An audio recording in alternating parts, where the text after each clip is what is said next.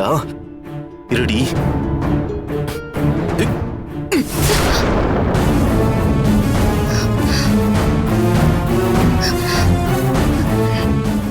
சந்தோஷ் போட்டனா?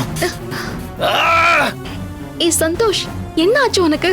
ஏன் வெறி பிடிச்ச மாதிரி நடந்துட்டு இருக்க? என்னைக்கு நீ என் வாழ்க்கையில வந்து தொலைச்சியோ அப்போல இருந்து இப்போ வரைக்கும் என் வாழ்க்கையில சந்தோஷமா இல்லாம போச்சுடி. ஆனா இவ்வளவு தூரம் நடந்ததுக்கு அப்புறமும் உன்னை ஒரு அப்பாவின் தான் நினைச்சுக்கிட்டு இருந்தேன். இது எல்லாமே அந்த சக்தி சொல்லிதான் நீ பண்ற நினைச்சுக்கிட்டு இருந்தேன்.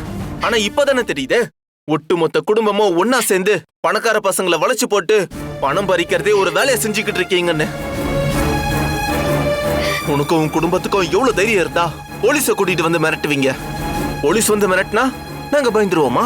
ஏன் இதே சாக்கா வச்சு அப்படியே ஒட்டிக்கலாம் நினைச்சுக்கிட்டு இருக்கியா? இப்ப சொல்றேன், இந்த வீட்டை விட்டு வெளியே போடி. ஆனா இன்னொரு தடவை நான் இருக்கிறப்போ என் கண்ணு முன்னாடியோ இல்ல என் ரூம்குள்ளேயோ உன்னை பார்த்தேன், உனக்கு அதாண்டி கடைசி நாள்.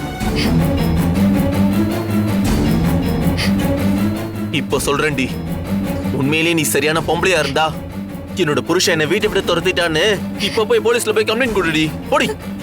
சந்தோஷ், சந்தோஷ் என்ன விடு. சந்தோஷ், சந்தோஷ், சந்தோஷ், சந்தோஷ், சந்தோஷ் கதவை தர. சந்தோஷ்.